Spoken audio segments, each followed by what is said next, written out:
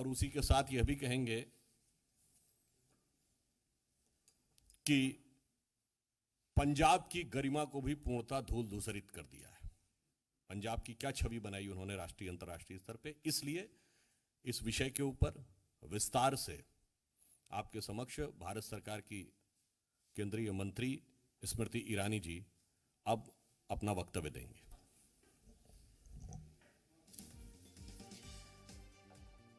Planted political instruments today were given political patronage by the Congress government in Punjab to breach the security of the Prime Minister of India. Never before in the history of our country has a state government knowingly constructed a scenario where the Prime Minister of the country will be brought to harm. Never before in the history of our country were police functionaries in a state directed, convenienced to breach the security of the Prime Minister and bring him to physical harm.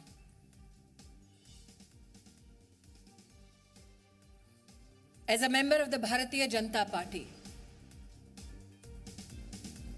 I am sure the nation shares our outrage at this incident. We know that the Congress party hates Modi, but today they tried to harm the Prime Minister of India. Such is the breakdown of law and order in the state of Punjab that the DGP police claims he is incapable of providing security support to the Prime Minister's office, to the Prime Minister's security detail. Such is the state of administration in Punjab that a security detail, a security run, that is a protocol administratively to be followed for the head of state, was today dismantled so that Narendra Modi could be brought to harm. The questions we as BJP Karyakarta and the nation needs to ask the Congress government in Punjab: why did the DGP police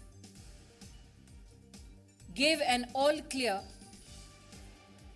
to the Prime Minister's security detail for the route that the Prime Minister was to undertake? Who in the Punjab government gave information about the Prime Minister's route to individuals who planted themselves atop the flyover? Video evidence now publicly available bring such questions to the fore. When the Prime Minister's security detail contacted Punjab Police with regards to the circumstance of the Prime Minister's cavalcade atop the flyover, where there was a 20-minute exposure and a breach of security of the Honorable Prime Minister, why did those who lead security arrangements on behalf of the state government not respond to any call or efforts to communicate to secure the Prime Minister? As Sudhanshu ji has said, these are not mere charges. this is the reality of Punjab under a Congress government. What enrages people like us even more is this: that when the Prime Minister of India had his security breached, Congress leaders erupted with joy, asking him how his Josh was. Prime Minister, magnanimous as ever, it is reported in the media, on his way back, it seems, communicated कि जिंदा लौट रहा हूं. I would like to tell the Congress establishment, Modi became the Prime Minister of India with the blessings of the people of India. Narendra Modi went to Punjab today to dedicate projects worth 42,000 crores for the people of Punjab. When you can't answer on issues of development, this is the depths to which you will fall. The questions, I repeat: why was the Prime Minister's security detail given a false clearance of the route that the Prime Minister was to be undertaken?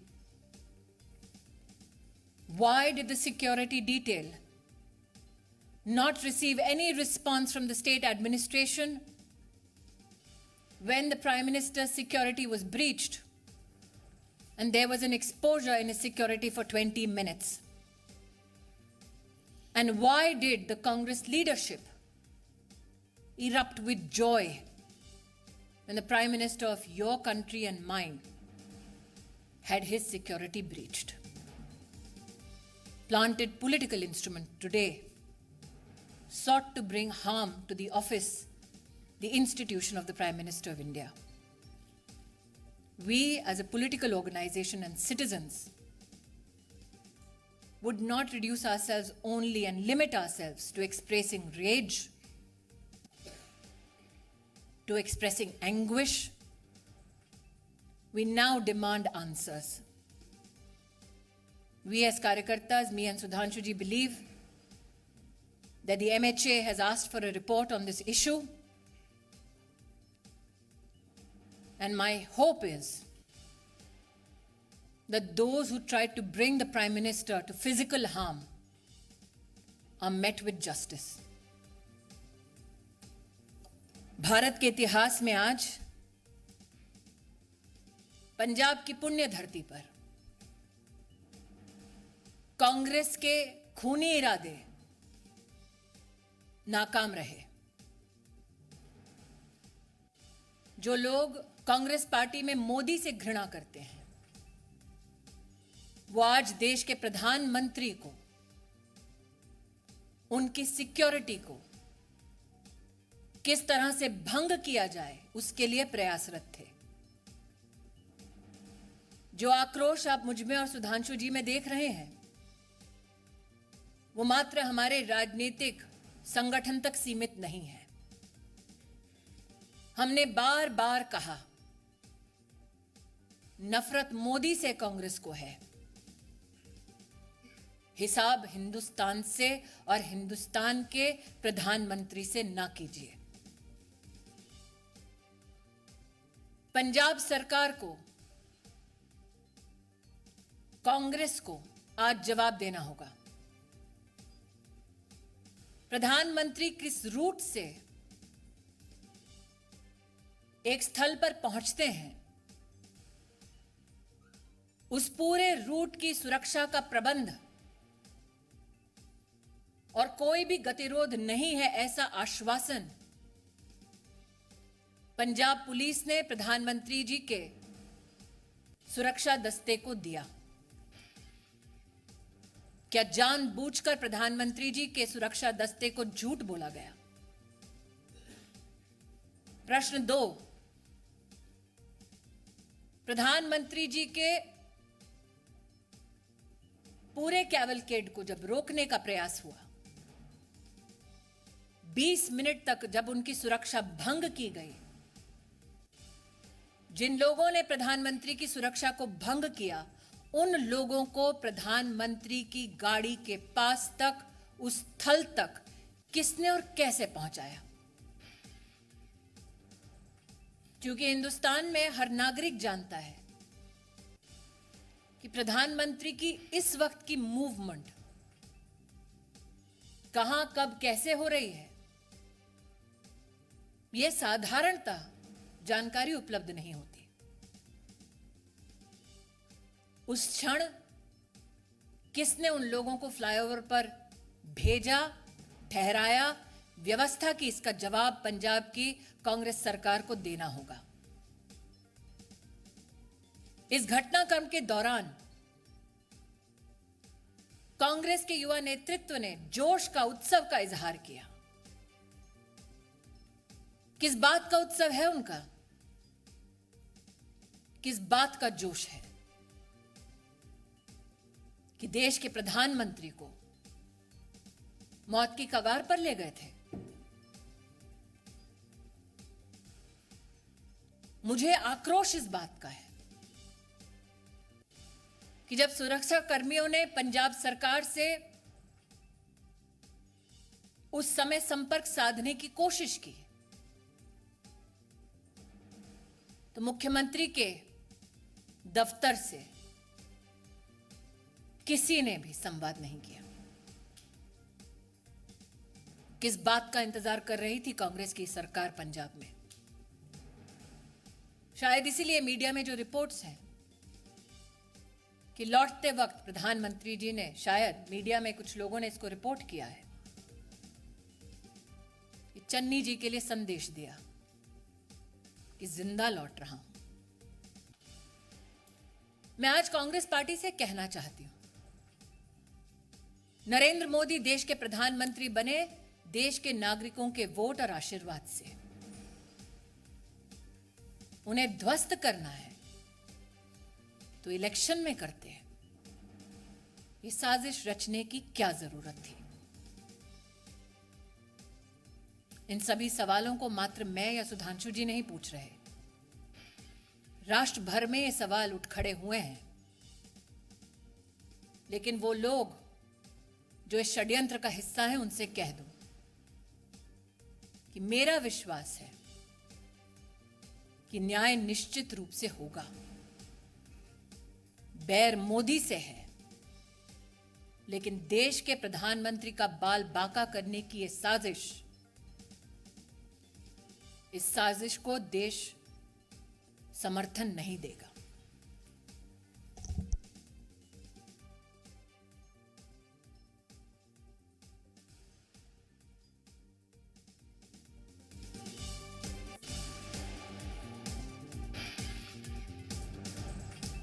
તો પ્રધાનમંત્રી મોદીના સુરક્ષામાં ઉણપ માત્ર સ્થાનિક police જ નહીં પરંતુ કેન્દ્રીય ગુપ્તચર અને સુરક્ષા એજન્સીઓની પણ સામેલ છે। કયા રસ્તે જશે પ્રધાનમંત્રી મોદી, ત્યાં શું હશે સુરક્ષા વ્યવસ્થા, આ તમામ સંદર્ભે પહેલેથી જ જાણકારી આપવામાં આવે છે। सिर्फ सुरक्षा कर्मी, सुरक्षा बल और पुलिस जानती है। उस क्षण उस फ्लाईओवर पर लोगों को किसने पहुंचाया? दूसरा प्रश्न, प्रधानमंत्री जब निकले, प्रस्थान किया जब उन्होंने, तो पंजाब की डीजीपी ने आश्वस्त किया था कि कोई गतिरोध नहीं है। तो क्या वो झूठा आश्वासन था? जब 20 मिनट तक फ्लाईओवर पर प्रधानमंत्री की सुरक्षा भंग हुई, सुरक्षा दस्तावेज जब बार बार फोन कर रहा था, संवाद स्थापित करने की कोशिश कर रहा था, तो क्यों हाथ खड़े कर दिए पंजाब की सरकार ने? यह आकस्मिक नहीं हुआ, एक षड्यंत्र है, ऐसा व्यतीत होता है। एक टेक्निकल बात यह भी है कि आप लोगों ने जैसे Z+ सिक्योरिटी सुनी होगी, उसके ऊपर होती ASL एडवांस सिक्योरिटी लाइजनिंग, और उसके ऊपर होती है SPG, जिसमें सारे रूट को सैनिटाइज करना लोकल पुलिस की जिम्मेदारी होती है। तो अब उस हिसाब से आप स्वयं तय कर सकते हैं कि ये चूक है या षड्यंत्र, या आप तय करिए।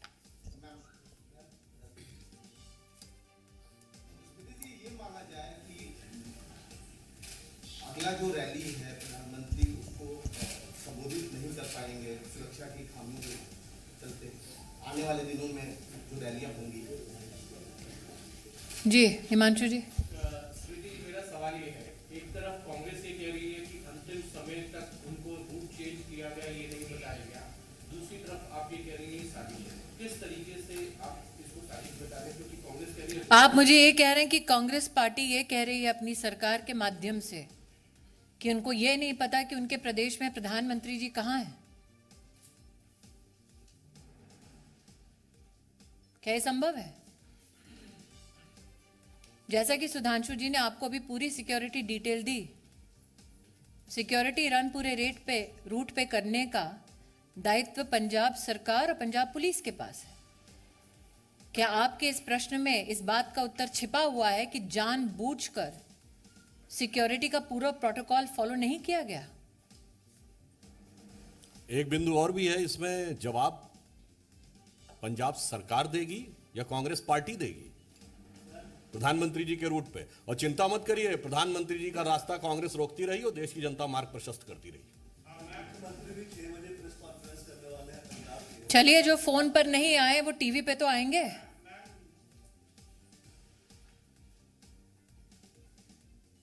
फोन पे आ जाते सुरक्षा कर्मियों के लिए तो शायद प्रेस कॉन्फ्रेंस करने की नौबत नहीं आती। और पंजाब के मुख्यमंत्री, उनकी कितनी काबिलियत है, ये कांग्रेस पार्टी के पंजाब प्रदेश के अध्यक्ष से पूछिए ना।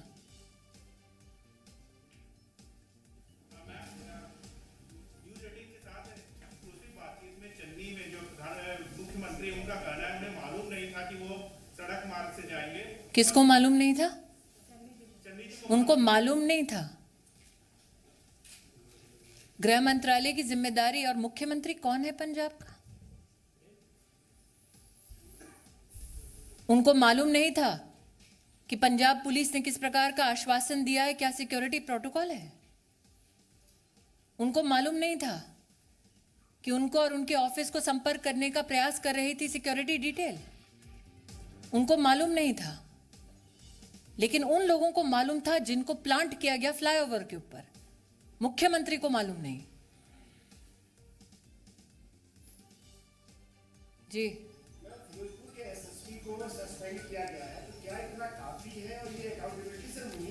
pawns have been sacrificed. प्यादे को त्यागा है, बिसात जिसने बिछाई जवाब उसको देना है। प्रधानमंत्री जी की सुरक्षा का निर्णय राज्य स्तर के एजेंसीज लेती हैं कि जिले स्तर पे? और जो आपने कहा कि वो कह रहे हैं कि उनको मालूम नहीं था, इससे स्पष्ट है कि पंजाब के मुख्यमंत्री का पार्टी संगठन से तो समन्वय था नहीं, या प्रशासन से भी समन्वय नहीं है।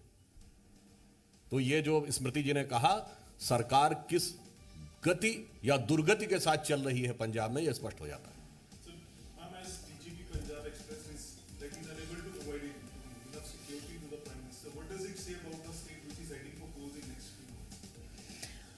When you bring